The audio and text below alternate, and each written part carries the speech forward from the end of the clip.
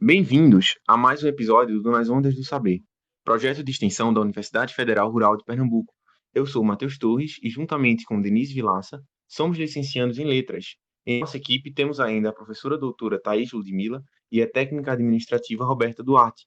E hoje temos como convidado o professor David Borges, da Escola Técnica Estadual Almirante Soares Dutra. O podcast de hoje vai ser da área de Humanas e o assunto será as relações sociais na Europa medieval. Olá, tudo bem com você? Meu nome é David Borges, sou professor de História, né, TE Almirante Soares Dutra, e hoje vamos conversar sobre as relações sociais na Europa medieval. Você sabe como se davam as relações de suzerania e vassalagem entre os nobres, senhores e cavaleiros, e os religiosos, clero?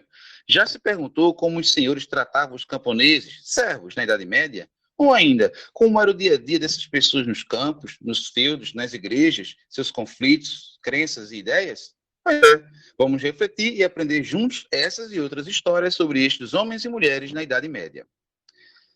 Antes de falarmos sobre as relações sociais, é bom lembrarmos que a Idade Média começou após a queda do Império Romano do Ocidente, em 476, século V, com a conquista de Roma e a deposição de Rômulo Augusto, último imperador romano, por Odoacro, líder dos Érulos, povo bárbaro, e se estendeu até o ano de 1453, século XV, com a queda do Império Bizantino, antigo Império Romano do Oriente, com a tomada da sua capital, Constantinopla, pelo sultão otomano Mehmed II, o Conquistador. A Idade Média se divide, para fins didáticos, em duas fases: na Alta Idade Média, do século V ao X, e na Baixa Idade Média, do século XI ao XV.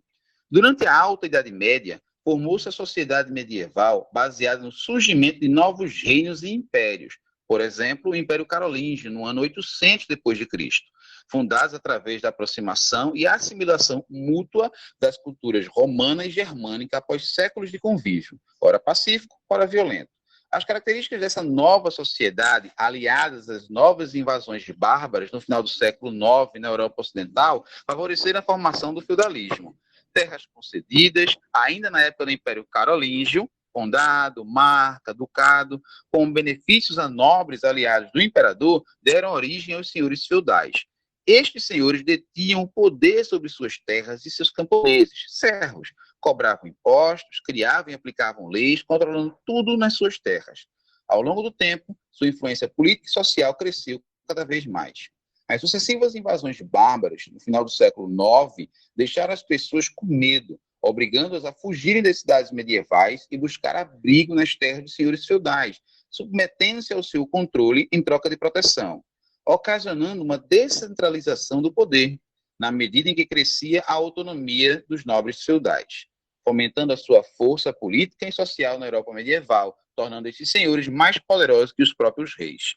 Durante o século XI, Baixa Idade Média, o poder dos senhores feudais se consolidou, estabelecendo novas relações sociais entre os nobres, suzerania e vassalagem, e entre os senhores e os camponeses, que passaram a ser chamados de servos, numa relação conhecida como servidão. Essas formas de conviver e se relacionar vão perdurar por séculos, determinando o modo de vida das pessoas, seus costumes, pensamentos e atitudes.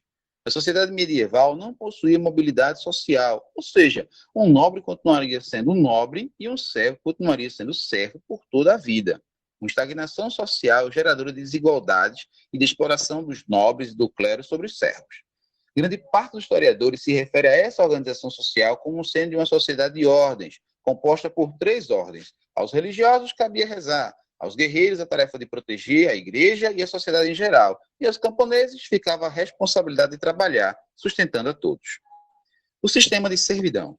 Uma vez nas terras pertencentes a um senhor, os camponeses e as camponesas tornavam-se servos e servas da gleba, porção de terra doada por um suzerano ao seu vassalo, obrigados a cultivar a terra para o sustento do senhor feudal, da família do senhor, dos cavaleiros e seu próprio sustento e de sua família, além de pagar tributos, impostos, para o seu senhor e para a igreja, trabalhar na construção de estradas, armazéns, igrejas, cercas, pontes, uma vida de exploração e sofrimento. Não era fácil ser um servo na Europa medieval.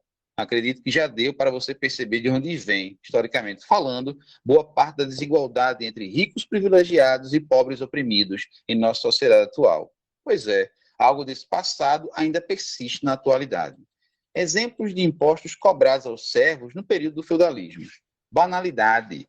Taxa paga pela utilização das instalações do feudo. Forno, celeiro, moinho, tonéis, ferramentas. Talha. Tributo pago com parte da produção do servo nas terras cedidas a ele pelo senhor feudal. Corvéia.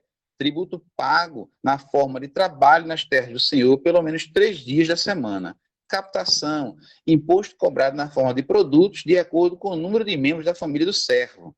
Mão morta, taxa paga para garantir a permanência da família servil nas terras após a morte do chefe familiar. Formarriagem, taxa paga em virtude do casamento do servo ou de algum parente dele. Tostão de Pedro, taxa paga à igreja em determinadas épocas do ano. A situação da mulher na Idade Média. A situação da mulher na Idade Média oscilava, desde a perseguição em períodos de caça às bruxas, até grande destaque e influência nas esferas eclesiásticas, do comércio e demais profissões, a depender da época e da região. Existem relatos e estudos que buscam compreender esse tema. Por exemplo, nas sociedades germânicas, no final do século VI, que incentivaram a procriação, havia uma valorização especial para a mulher grávida. Haviam leis no reino dos francos que cobravam multa de 600 soldos se alguém matasse uma mulher grávida e de mais 600 se o feto fosse masculino. Em caso do assassinato de uma jovem ou idosa que não pudessem ter filhos, a multa era de 200 soldos. Esses números parecem sugerir que a pirâmide social estava montada com meninas jovens e idosas na base, meninos e homens no meio e grávidas no topo. Por outro lado, havia as figuras femininas de destaque, as abadesas, cargo religioso de muito prestígio e poder nas comunidades religiosas da Igreja Católica, que agiam como verdadeiros senhores feudais, ou ainda mulheres que eram professoras, médicas, educadoras e copistas, na cidade de Paris, no final do século XIII, revelando assim uma sociedade bem mais complexa do que estávamos acostumados a imaginar. Tente compreender a história de um ponto de vista mais amplo. Quanto mais informações, leituras e debates você participar ou promover com seus colegas, maiores são as chances de compreensão de temas complexos. Mantenha-se com a mente aberta para novas ideias. O ideal da cavalaria. Desde meados do século IX, a prosperidade do Império Carolíngio chamava a atenção dos vikings, muçulmanos e húngaros, que realizavam ataques para saquear e pilhar. O exército imperial era lento e, portanto, ineficiente para impedir tais invasões. Por isso, os nobres de cada região formavam pequenos grupos armados e construíam fortalezas, a fim de se protegerem com certa autonomia. O tempo se passou e, no século XI, esses grupos criaram uma nova instituição com um código de honra e lealdade, a cavalaria. Os membros de um grupo de cavaleiros acordavam entre si um código próprio com valores morais e éticos de comportamento. A partir do século XII, o cavalheirismo se tornou um estilo de vida, criando em torno desses indivíduos uma áurea de status e força. Ser um cavaleiro era caro e poucos podiam manter seu cavalo, sua armadura, espada e lanças. Apenas os mais ricos ou os que serviam aos ricos podiam ser cavaleiros. Por isso, o grande prestígio desses homens na Europa medieval. As virtudes cavalheirescas ditavam condutas de honra, coragem e lealdade. Eles tinham que proteger a igreja, as mulheres e os mais fracos, lutar pela justiça e pelo cristianismo. Deveriam ser hábeis guerreiros no manuseio de espadas e de lanças, assim como ter aptidão na montaria de cavalos. Graças ao prestígio das altas ordens de cavaleiros, dos códigos de conduta e honra e das relações estabelecidas com os demais nobres e membros da alta cúpula da Igreja Católica, os poderosos deram origem a ritos de lealdade e ajuda mútua do sistema de vassalagem. Suzeranos e vassalos. Entre os nobres vai se estabelecer um vínculo de lealdade pessoal, no qual um nobre, vassalo, jurava, em uma cerimônia chamada de homenagem, sua lealdade a outro nobre, suzerano, criando um vínculo forte de compromisso e fidelidade. Essa cerimônia consistia no vassalo ajoelhado anunciar ao suzerano que era seu homem e assim selava seu pacto.